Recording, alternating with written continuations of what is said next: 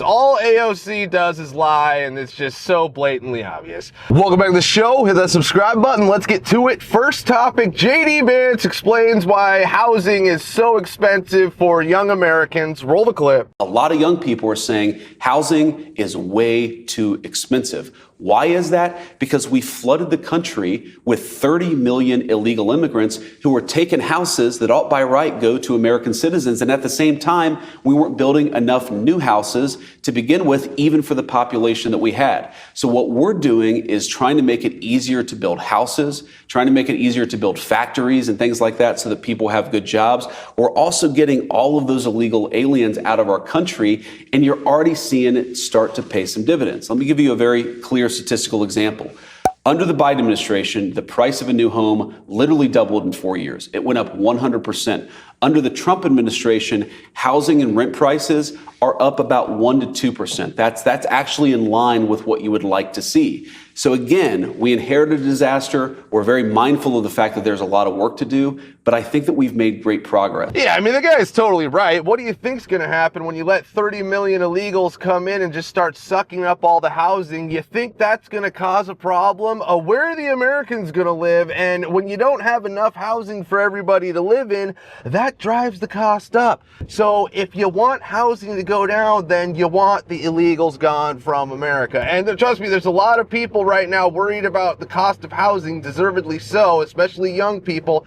And if that's you, then you better get on the train of, yeah, we want Trump getting all these people out of America so I can actually buy a home someday or live in an apartment that doesn't cost an arm and a leg. But all right, let's get to the next topic here. Bill O'Reilly completely shut down Stephen A. Smith when it comes to the Democrats' strategy on the government shutdown. Roll the clip. The fact is, there have been plenty of times where there are things that have hurt the American people. But from a political perspective, if you see it as something that strategically could position somebody to be in a better position than they were before employing that strategy, you'd at least acknowledge, hey, they tried, it didn't work, but that's how it goes because it's the world of politics. I've seen you say that on many occasions. I would say, yes, you have. As an American patriot, as you both are, I believe that I wouldn't be here. I wouldn't say that. I would say if your strategy is to win a political battle, but you're hurting millions of Americans in the process, right, get a new strategy. Okay. You know, I do have to give Stephen A. some credit there. He's not one of these Democrats who will just fight to the death for a narrative that makes you look dumber and dumber every single time. Until the Democrats realize, okay, there are some things we're just going to quit fighting for, like the trans and, you know, the illegals and all that stuff. They're just going to keep losing people left and right, you know. So until they actually make the decision to be like, okay, we're not going to fight for the things that make us look stupid anymore. We're just going to fight for real things rather than, you know, anti-American things. The Democrats are going to continue to lose people and continue to look less and less sane. But all right, let's get to the next topic here. AOC is claiming that Trump voters are pulling her aside to discuss becoming Democratic socialists. Roll the clip. I want to say this right now. I fully welcome Trump voters into our coalition. And I know that sounds crazy to some people, but just hear me out. I cannot tell you, it just happened to me like 2 weeks ago. I can't tell you how many times someone has pulled me aside and said either I was once a big Trump voter and a Trump supporter and I watched Fox News every day, but then I started to kind of expand my world and where I got information, and now I've learned and now I've changed and I'm with you and I learn from you. Or people who meet me who are really big Republicans now, and they are shocked when they meet me because they're like, you are nothing like I was told you are. And you start to see the cogs turning, that maybe everything that they had been told from this one channel or this one ecosystem isn't the whole truth. And it is enough to spark a curiosity that makes people want to go down a longer journey of learning. Yeah, sure. Does anybody believe that ever happened? You think even one Trump voter came up to her and discussed becoming a democratic socialist? There is not a chance in hell, right? Nobody is going from being a Trump voter to a democratic socialist. Now, there's going to be a lot of people going from being a democratic socialist to a MAGA type person due to Mamdani once they figure out what's going on with that and how that's going to go. It's going to go terrible.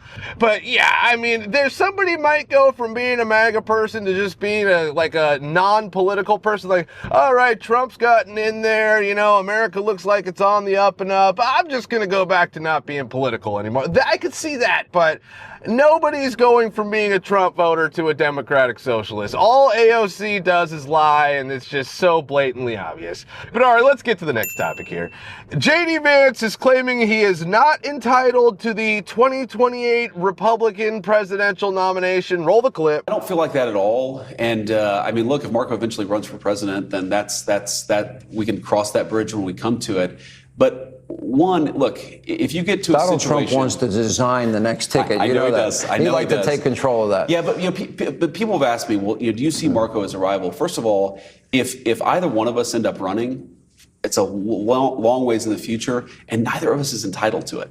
So I think it would be ridiculous for me to say, well, Marco's a rival. No. Marco's a colleague. The President of the United States has asked each of us to do two very important jobs, and that's what we should focus on. And there's, you know, when I say that Marco's my best friend, that's no insult to anybody else in the administration, because, you know, when I came into the Senate, Marco was a bit of a mentor to me.